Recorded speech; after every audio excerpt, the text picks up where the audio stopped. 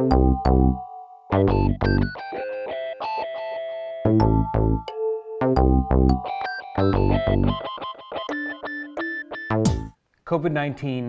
the end game, we all hope, right? I'm going to reference a podcast by Dr. Peter Attia, a couple of them actually. We had some other doctors on and they did comprehensive reviews of a lot of the issues that we've faced over the past couple of years. As I get into that, I want to start you off with something you need to know. This is an article in June of 2021. The station, the TV station, is KRON4 in California. This is the title of the article. Alameda County COVID-19 death toll drops 25% after data change. If you want to look up the article, take some of those words and put it into Google. I'm sure you'll get it. It's an Associated Press article in June of 2021. Here's just a couple sentences. This is why we need to know this. 25% death toll drop. Alameda County will now only report deaths as coronavirus-related fatalities when people died as a direct result of COVID-19 or had the virus as a contributing cause of death, as well as people for whom COVID-19 could not be ruled out as a cause of death. If you follow what I just said, that sounds very reasonable. Somebody has a death either we know or we think probably is from COVID-19. We're only going to include those numbers. Here's the last sentence. Previously, the county has included any person who died while infected with the virus. For example, if someone died in a car crash but had tested positive for COVID-19, they were counted as part of the county's virus deaths. So when they took the people that died of something else, that tested positive for COVID, they took those numbers out of the equation, the death toll dropped 25%. Now, the issue I have with that, and we should all have with that, is if everyone says we have to follow the numbers, follow the science, listen to the science to dictate mandates and masking and vaccination, you can get together and you can't get together, and governmental regulations and rules and so on and so forth. On the numbers, you have to follow the science. Well, this article here is saying, well, what if the science is wrong? That's what it's suggesting. Even though that's one county in one state at one time, if we just took that number and extrapolated it across, I'll just say the United States, we took all of the death toll and dropped it 25%, all of a sudden, things are not looking quite as scary as it was now. So something to consider as we're moving forward when we say follow the science.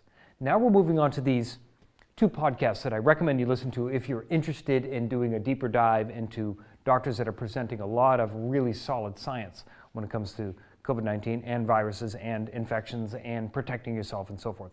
PeterAttiaMD.com is where you can chase these down.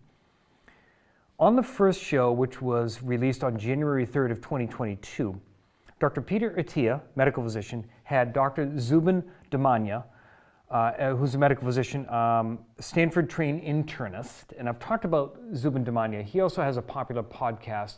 His podcast name is Z-Dog, okay? Marty Makary is a medical physician, a Johns Hopkins professor and a public health researcher.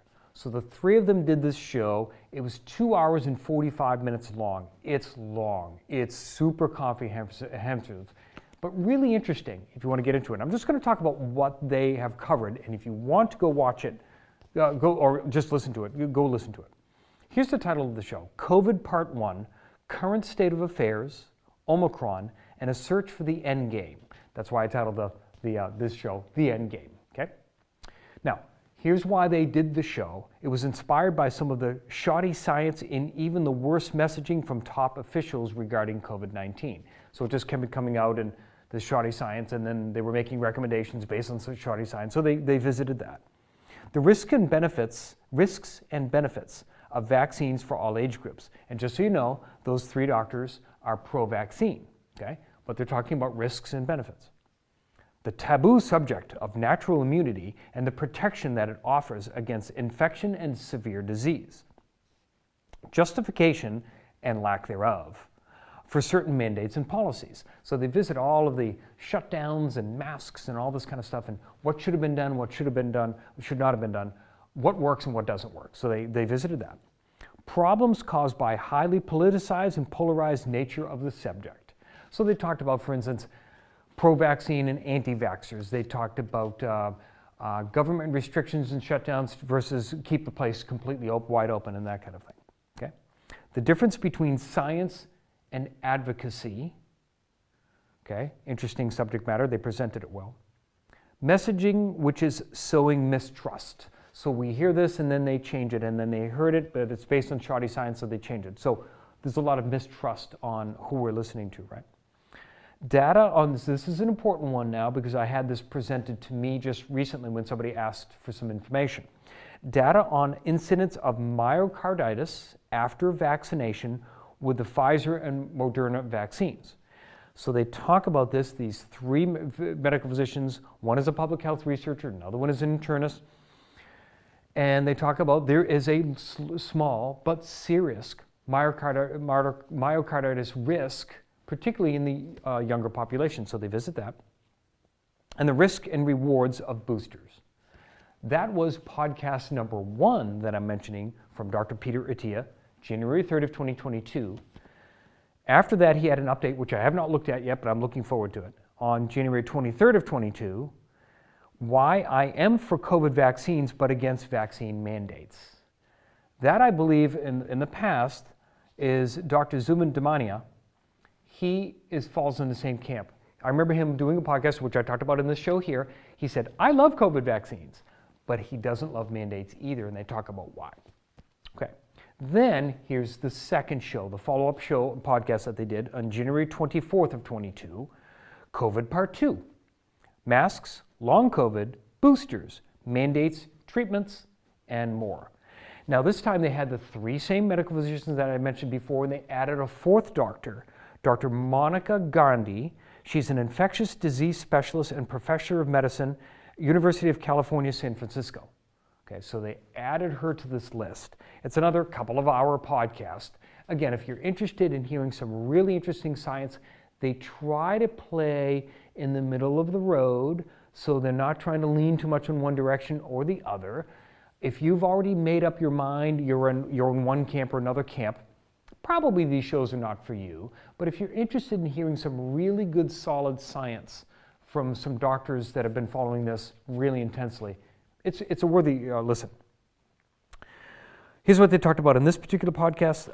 New data on Omicron, putting COVID mortality risk in perspective. That was an interesting part of this particular show.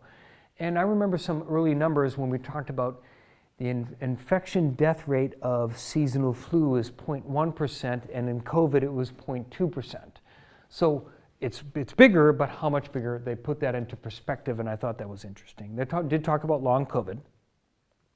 They talked about masks and the inconsistent logic used for mandates and masking, kids in schools, and most of them are pretty much saying this isn't affecting kids.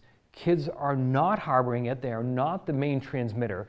The main transmitter of COVID, which we've talked about for a long time on this show, has been community, not schools. Some doctors have said the safest place for kids have been schools and so forth. So they touch on that and the data that's out there. Vaccine mandates they touch on again. They review the outcomes in Sweden, the country of Sweden, when the government did not impose lockdowns. So they look at that, and that's very interesting. And yeah, you best believe it looked pretty good. It looked pretty good. So things to consider. They talked about policy questions and treatments. Now, in these shows, they also talked about, again and again, it's mentioned throughout, they talked about how COVID and, of course, other flu viruses affect people with comorbidities. Comorbidities, things that take down your health, things that affect your own immune system response. They talk about that and again.